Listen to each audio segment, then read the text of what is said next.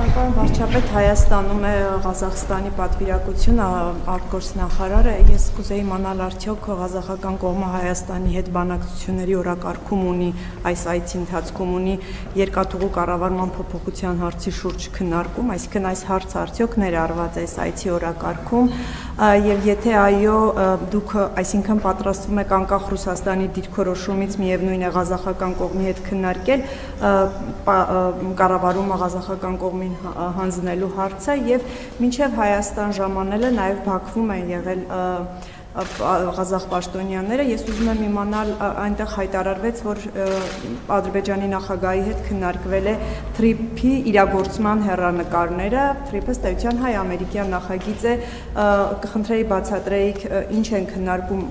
օրինակ Ադրբեջանն ու ձեզ հայտնի է, ինչ կարող են քննարկել Ադրբեջանն ու ղազախական կողմը թրիփի իրագործման հեռանկարների վերաբերյալ։ Նախ առաջին հարցին հետ կապված մենք Ռուսաստանի թիկունքում որևէ բան չենք պատրաստվում անել եւ ի հեճուկս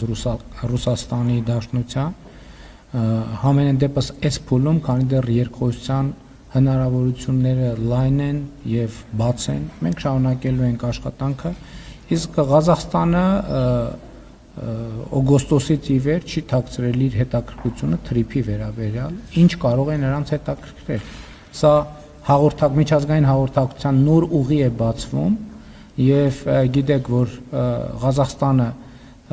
միջազգային տրանսպորտային ոլորտի խոշոր խաղացողներից է, խոշոր դերակատարներից է, մասնավորապես Չինաստանից եւ դեպի Չինաստան ապրանքների հոսքի առումով եւ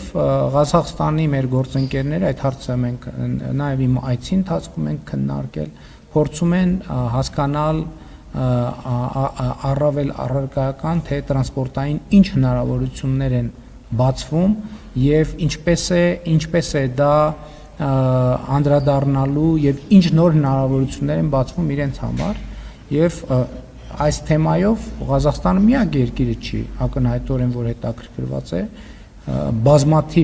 բազմաթիվ երկրներ հետաքրքրված են եւ մենք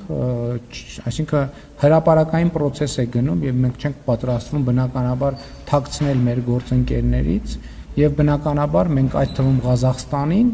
պիտի հրավիրենք պատրաստ լինել Հայաստանով անցնող տարանցիկ ուղիները օգտագործել իրենց արտահանումների, ներկրումների եւ իրենց կողմից մատուցվող տրանսպորտային ծառայությունների շղթայի մեջ դիտելու համար որովհետև տրանսպորտի ոլորտի եթե այդպես ասենք բիզնեսը, որը մասնավոր է, բայց իհարկե պետությունը նաև որոշակի դեր ունի, ինքը չի կարող առանձին վերցրած կտորով լինել, որովհետև այո, շատ լավ, երկրի մի հատվածից վերցվեց, տարվեց մյուս սահման, բայց ի շարունակություն պետք է լինի գործընկերություն ամուր, որպեսզի այդ հատվածը աշխատի, կարողացա ասել ինչ է։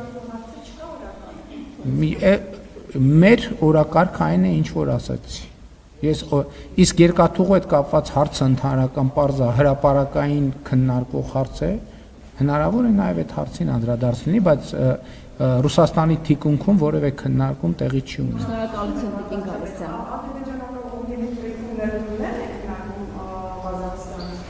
Ոչ ադրբեջանական կողմի հետ ես ասեցի որ տրանսպորտը որևէ երկիր իր մի սահմանից ապրանքը վերցնում է տանում է մյուս սահման, չէ՞, այսինքն Չինաստանից վերցնում է, ենթադրենք տանում հասցնում է Ադրբեջան։ Իրան հարկավոր է հասկանալ Ադրբեջանով ոնց կարա շարունակվի, ինչ տարբերակներ կան, եւ պարզա որ թրիփը որպես հնարավորություն, որտեղ Ադրբեջանի ճանապարհը այսօր էլ կա, Ադրբեջան, Ադրբեջանից Վրաստան, Վրաստանից Կարս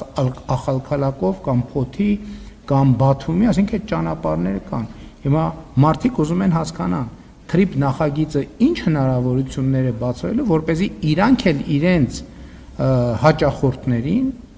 առաջարկեն տարբերակներ, այստեղով անցման, այնտեղով անցման, նույնը վերաբերվում է Ադրբեջանին, նույնը վերաբերվում է Հայաստանին,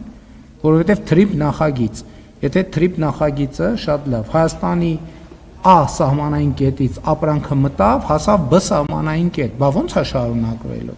Բնականաբար այստեղ պետք է Ադրբեջանի հետ համագործակցություն, Վրաստանի հետ համագործակցություն, Իրանի Իսլամական Հանրապետության հետ համագործակցություն, Թուրքիայի հետ համագործակցություն, որովհետև եթե մեկը վստահ չի, որ այդ ապրանքը մտավ Հայաստան, Հայաստանից դուրս գալու հուսալի ճանապարհներ կան, չի ուղարկի ապրանքը այս ուղղությամբ։ Այսինքն տրանսպորտային ցանցի աշխատանքի հեռանկարների հուսալիության մասին է խոսքը, ու ընդունված է ասել, որպես այդ ամբողջ նախագիծը մենք խաղաղության խաչմերուկն ենք մեր մասում պատկերացնում, բայց ընդհանրական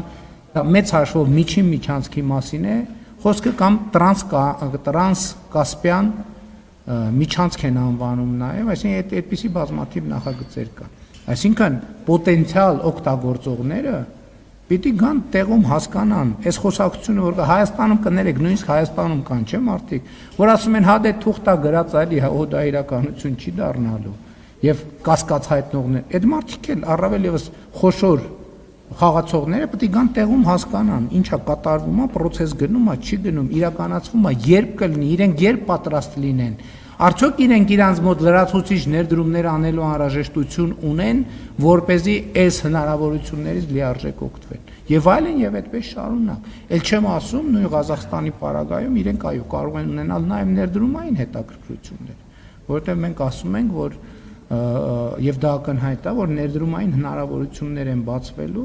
եւ բնականաբար այդ ներդրումները օրինակ Ադրբեջանում էլ կարող են լինել, Հայաստանում էլ կարող են լինել, բայց որպեսզի համոզվեն, որ այդ ներդրումները յետ գնումը տեղի ունենալու, մի անգամ էլ տեղում են ուզում հասկանան, այս իրոք խաղաղության տրամադրությունը խորն է եւ լուրջ է։ Իրոք փոխադարձ ներդրումները փոխադարձաբար օրինակ կարող են խնդիր առաջացնել, թե չէ, եւ այլն եւ այդպես շա։ Շնորհակալություն, հաջորդ հարցը օրագիր